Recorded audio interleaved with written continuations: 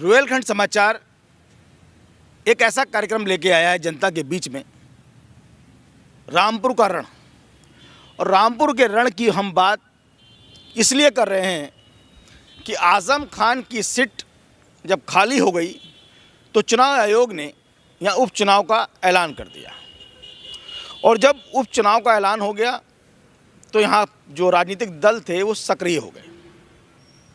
आखिरकार जब आज़म का जो किला है यहाँ, उसको कैसे जो राजनीतिक दल हैं वो ध्वस्त करेंगे, इसी को लेकर आज हम यहाँ की रामपुर की जनता है उससे राय जानेंगे कि आखिरकार ये सब जो आज़म खान ने यहाँ सब कुछ किया है, और आज़म खान आज इतने ख़राब हो गए, इतने बुरे हो गए कि सभी पार्टी कोसने लगी।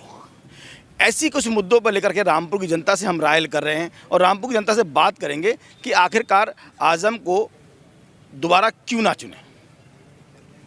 क्या नाम है आपका? मेरा नाम शुएब खान इनामदार है। शुएब जी, जो आज़म खान यहाँ विधायक रहे 10 बार जी, एक बार सांसद रहे, एक बार राज्यसभा सदस्य रहे, तो आज़म खान का काम तो अच्छा होगा। बहुत अच्छा काम है। 40 साल बराबर जिस शख्स ने हमारे शहर की दीवारों पर नफ़रत के नारे लगे, जाहिर सी बात है अच्छा ही काम किया है उसने। नहीं, नफ़रत क्या, ये रामपुर में जो आप खड़े हैं यहाँ, ये सब उन्हीं की देन तो है। नफ़रत क्या है? देखिए, गंगा जमनी तहजीब के सीने में खंजर उतारने वाला अगर कोई शख्स है तो वो आज़म खान है। हमारे बीच हिंदू मुसलमान की जो खाई खोदी गई, 45 साल हमें भारतीय जनता पार्टी का खौफ दिखाया गया, हमें मजलूम बनाकर हमसे वोट हासिल किया। अच्छा, क्या नाम है आपका? मैंने बताया नहीं, शुएब खान इनामदार। शुएब भाई, आप कह रहे हैं भारतीय जनता पार्टी का खौफ, मतलब किस चीज़ का खौफ? ये कि भारतीय जनता पार्टी इख्तियार में आएगी तो मुसलमानों को हिंदुस्तान में रहने की इजाज़त नहीं होगी। तो मुसलमान तो आज़ादी के बाद रह ही रहे हैं। ये बात उनको सोचना चाहिए थी ना कि किसी एक ख़ास जाति, किसी एक कौम को आखिर क्यों डरा रहे थे आप? आपकी मंशा क्या थी? अच्छा, बट जो भारत का मुसलमान है आज़म खान के कहने में क्यों आ गया? देखिए, भारत का मुसलमान बहुत मजलूम है, बहुत मासूम है। वो उस तरफ चल पड़ता है जिस तरफ उसका रहनुमा ले जाता है, लेकिन वो ये नहीं जानता तो कि आप मान रहे हैं कि आज़म खान मुसलमानों के रहनुमा है? नहीं, हमने कभी अपना रहनुमा नहीं माना। हम तो अभी तो आप कह रहे हैं ना कि आज़म खान तो मुसलमानों के रहनुमा नहीं, है। नहीं, नहीं। आज़म खान की पार्टी बरकराती रही 40 साल से। उन लोगों के रहनुमा हैं जो बहुत कमज़ोर तबके से बिलोंग करते हैं, जो कम्युनिटी टोटली इलिटेट है। या ये मान लूँ मैं, इलिटेसी है या जहाँ ये पर। शुएब भाई मैं मान लूँ कि मुसलमान भाजपा से डर गया। देखिए, मुसलमान अगर भाजपा से डरता तो भाजपा की सरकार ना सेंटर में आती न यूपी में आती। नहीं तो मुसलमान सरकार लिया है। नहीं, मुसलमान भाजपा के साथ खड़ा है, हर कदम पे खड़ा है। आप कह रहे सेंट्रल में, यूपी में, जी जी। तो क्या मुसलमान देखिए, सरकार लिया है क्या? नहीं, मुसलमान सरकार नहीं रहा। मुसलमानों की हिस्सेदारी और भागीदारी तो बराबर की रही है ना। मुसलमानों ने कभी नहीं चाहा मोदी का विरोध करें, मुसलमानों ने कभी योगी का विरोध नहीं करा। मुसलमान हमेशा एक अमन पसंद जमात रही है। आप कह रहे विरोध नहीं किया है। एनआरसी क्या था? देखिए, एनआरसी कानून का एक हिस्सा है देश में। तो विरोध, उसको हिंदू थोड़ी विरोध कर रहा देखिए, था भाई। उसमें NRC it was not only against to the particular community that is the Muslims, it was in favour of the country.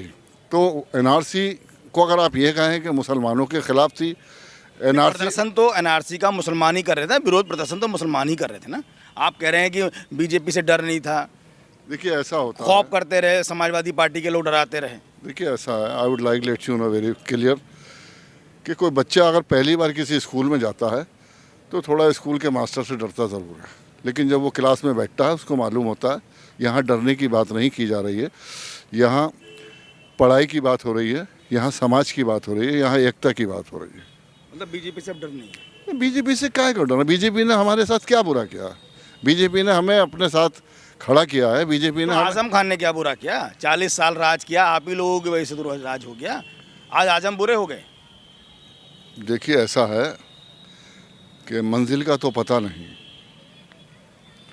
रह गुज़र अच्छी नहीं है। मंजिल का तो पता नहीं, रह गुज़र अच्छी नहीं है। उसकी बातें बहुत खूबसूरत हैं, लेकिन उसकी नज़र अच्छी नहीं है। सुबह आपसे बात करूंगा और लोग भी खड़े हैं, उनसे चर्चा करूंगा। क्या नाम है आपका? वीरेंद्र सिंह वीरेंद्र जी, अभी मैं शोएब जी की बात आप भी सुन रहे थे, मैं भी सुन रहा था। जी। ये कह रहे 40 साल से मुसलमानों को बरगला दिया गया, इसलिए जो ये लोग राज करते थे। ये बात आप कहाँ तक मानेंगे? ये बिल्कुल बात सही है कि मतलब मुसलमान गुमराह थे। गुमराह कर दिए गए थे, मतलब हिंदू मुस्लिम करके एक मुझे एक तरफ को बीजेपी का डर पैदा कर दिया गया था कि मैं मुसलमान हिंदुओं का नहीं हो सकता। बीजेपी हिंदू की पार्टी है, मुसलमान की नहीं है। जबकि जो बीजेपी है वो सबका साथ सबका विकास लेकर साथ में चल रही है, ना हिंदू में देख रही है ना मुस्लिम देख रही है। जो भी चीज़ मिल रही है पहले मुसलमान को मिल रही है, बाद में हिंदू को मिल रही है, बराबर की मिल रही है, कोई कमी नहीं है सरकार में। मतलब भारतीय जनता पार्टी सरकार में है तो मुसलमान सुरक्षित है। मानो सुरक्षित है, अगर सुरक्षित नहीं होता तो आज कौन कह रहा है सुरक्षित नहीं है, बता दूँ मैं। आज है हिंदुस्तान में है, एनआरसी लाए, वो किसके लिए लाए? वो एक थे बाहर के जो लोग आए हुए थे उनको यहाँ पे। वीरेंद्र जी, एनआरसी का आपने जिक्र कर दिया, तो एनआरसी का विरोध कौन कर रहे थे आप? नहीं, हम नहीं कर रहे थे, मुसलमान कर रहे थे ना। फिर मुसलमान कहाँ सुरक्षित रह गए? बीजेपी के नहीं कर रहे, लेकिन उनको पता नहीं ना कि किस कारण हुई है। मतलब इसका मतलब आपका कहना है भारतीय जनता पार्टी ने बताया नहीं? बताया सब कुछ बताया, लेकिन ये चाह रहे थे कि मैं हिंदू मुसलमान नहीं कर रहे, उनको दे दिया जाए, मतलब कि यहाँ का एक नया स्थान दे दिया जाए कि यहीं पे रहना चाहिए। लेकिन यहाँ पे लोग चढ़ा रहे थे कि यहाँ से निकाल देंगे। आज तक कहाँ निकाला? शोएब भाई, वीरेंद्र जी ने कहा कि मुसलमान जो थे एनआरसी को लेकर थोड़ा सा मतलब उनका जो विचारधाराएं थी वो अलग थी, समझ नहीं पा रहे थे। देखिए, ये पहलू को मैं गंभीरता से नहीं लेता कि समझ नहीं पा रहे थे। हम सब समझ रहे थे, लेकिन हमारे पीछे जो अपने आप को मुसलमानों का मसीहा कहते हैं, जिनके चेहरे से नकाब नोची जाए तो वो किसी कातिल से कम नहीं थे। उन्होंने हमें डराया, धमकाया। कौन कातिल? कौन? अखिलेश यादव?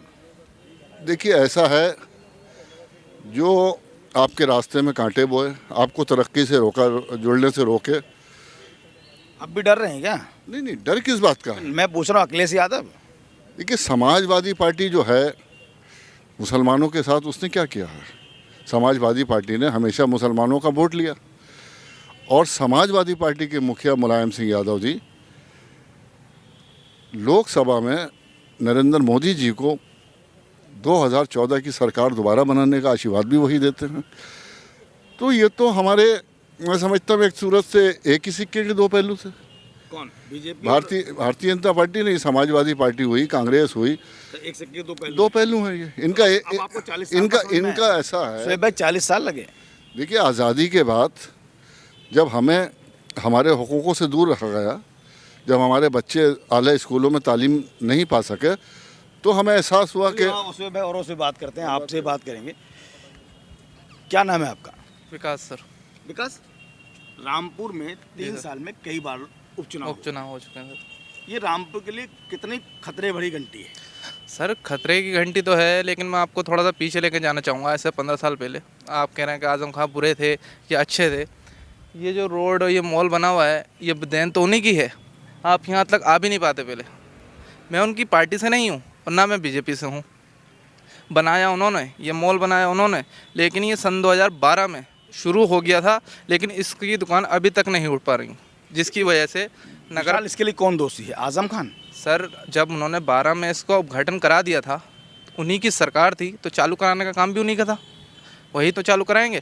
ये सब अभी वीरान पड़ा हुआ सर, यहाँ कुछ नहीं हो रहा। इसका कोई किराया नहीं आ रहा, जिससे नगर पालिका को नुकसान होता है, जिसकी वजह से नगर पालिका प्रशासन की तनख्वाह नहीं मिल पा रही है, और वो कहते हैं कि हमारा कहीं से डेवलपमेंट नहीं है। विशाल, ये मान लें कि आजम खान ने काम किया। हाँ, काम किया, लेकिन वो आगे नहीं बढ़ा पाए उस काम को। काम तो करा है, मगर काम के साथ साथ उन्होंने कितना बड़ा रामपुर का नुकसान करा है। ये बताइए, मॉल बनाया है, मॉल को क्या हम चाटेंगे? हैं, सबसे ज़्यादा नुकसान जनता का करा है। यहाँ पे पिछले लॉकडाउन में सबसे ज़्यादा ही रामपुर की जनता पेशी है, सबसे ज़्यादा पैसा लाए रामपुर के पास। मुलायम सिंह ने इतना पैसा दिया, मगर क्या करा? ये विकास, ये क्या विकास चाटेगी जनता? मगर पता है कि लॉकडाउन में किसकी सरकार थी? लॉकडाउन में तो इन्हीं की थी, किसकी सरकार? इसकी बीजेपी की थी, मगर नुकसान तो इनकी वजह से हुआ है लॉकडाउन में। अच्छा आप मतलब लॉकडाउन मतलब जितना इन्होंने विकास करा था उन जगहों पे अगर नई नई उम्र के लोंडे थे, पढ़े लिखे थे, उनको रखते अपनी सरकार के टाइम पे। अब ये खंडर पड़ा हुआ है, इसमें कोई रोजगार नहीं मिला, किसी को कुछ नहीं मिला, खाली पड़ा हुआ है। आपकी बात भी मान गया मैं। अच्छा ये बताइए, जो बार बार उपचुनाव हो रहे हैं रामपुर में, कभी आजम खान एमपी का पद छोड़ देते हैं, कभी विधायकी चली जाती है, कभी उनके लड़के का पद चला जाता है, तो ये इससे रामपुर का कितना भला और कितना नुकसान है? देखो, रामपुर का नुकसान तो हो रहा है, महंगाई मार रही है चुनाव के। बहुत चुनाव होते हैं तो अभी आजम खान यहाँ से सीट छोड़ चुके हैं, तो ये नुकसान ही है और क्या है। जनता भी देख रही है नुकसान ही है, कहाँ तक भागेगा इंसान। और एक तो रोज़गार नहीं है रामपुर में, पहली बात तो आजम खान ने ये अच्छा काम किया, ये नहीं कह रहे बुरा काम किया। हमारी बस्ती को तोड़वाने की पूरी कोशिश की थी उन्होंने, वाल्मीकि बस्ती तो यही है, तो हमने संघर्ष किया था सब लोगों ने, हमारे समाज के, वाल्मीकि समाज के। मगर क्या हुआ, आज देख लो वो किस कगार पर पहुंच चुके हैं, ऐसे कगार पे पहुंच चुके हैं, कोई पूछने वाला नहीं है। मगर काम तो किए हैं, मगर कोई एक आध फैक्ट्री या कुछ लेके डाल देते हैं रामपुर में तो जनता भी उनको साथ देती। आज क्या है, ऊपर वाले ने दिखा दिया सब कुछ।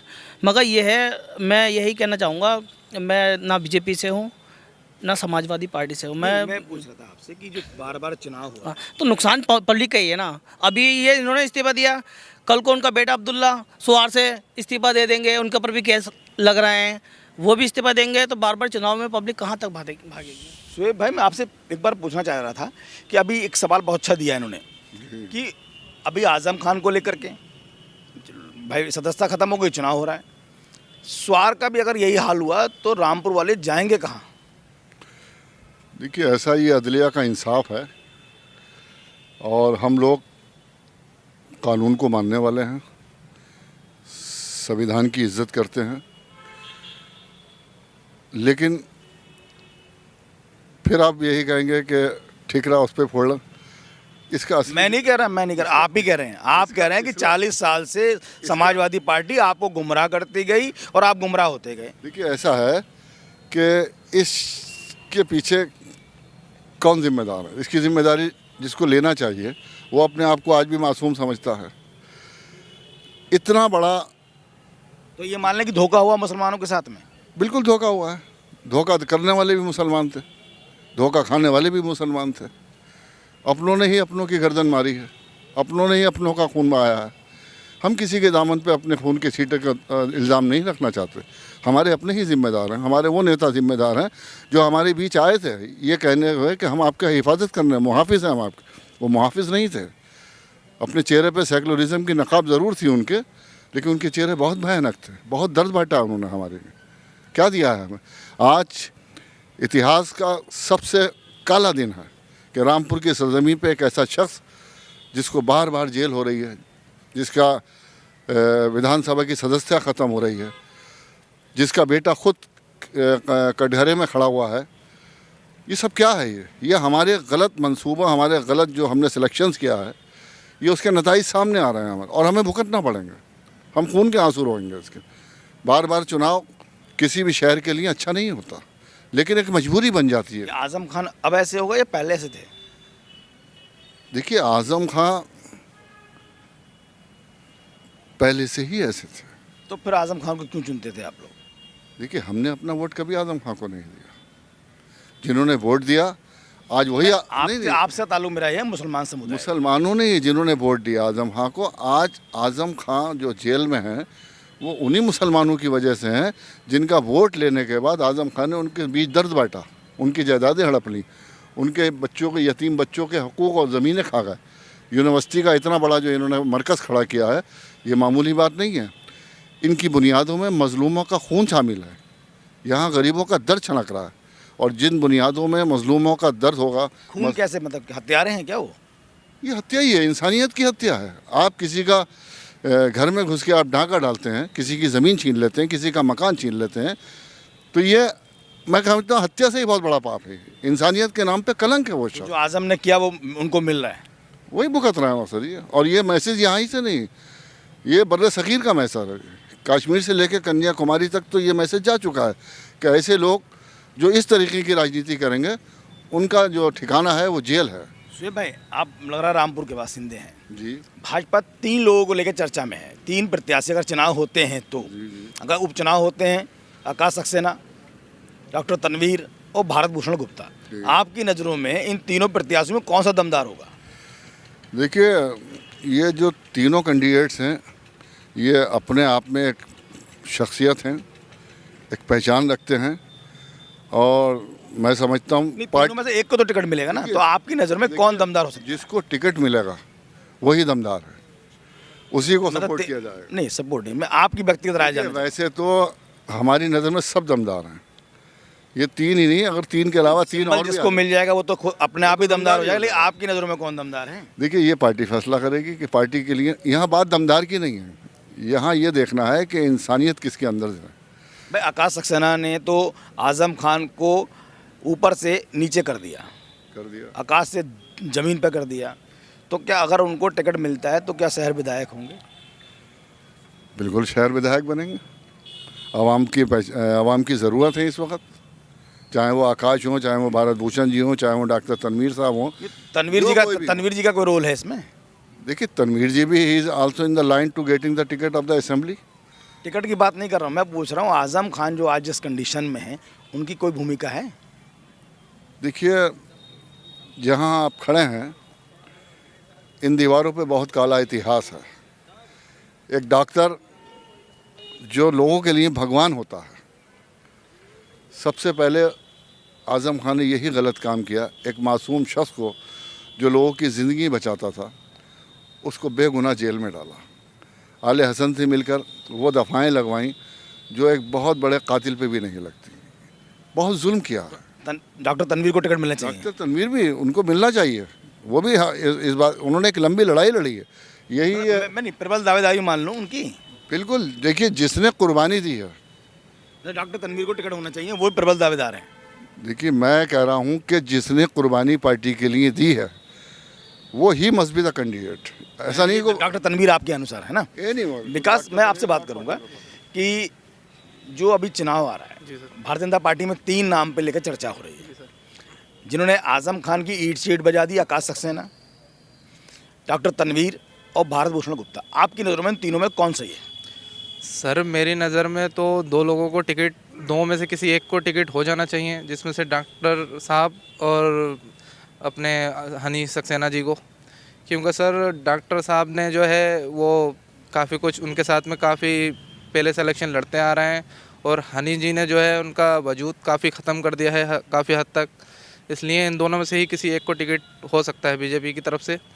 जहाँ तक है वो आला कमान जो इनका आदेश होगा वही हो सकता है, बाकी इन दोनों में से एक का ही टिकट हो सकता है। बहरहाल अगर हमने जनता की राय ली तो एक बात साफ है कि आज़म खान के जुल्म और जाति का नतीजा है जो आज जनता आज़म से खफा है।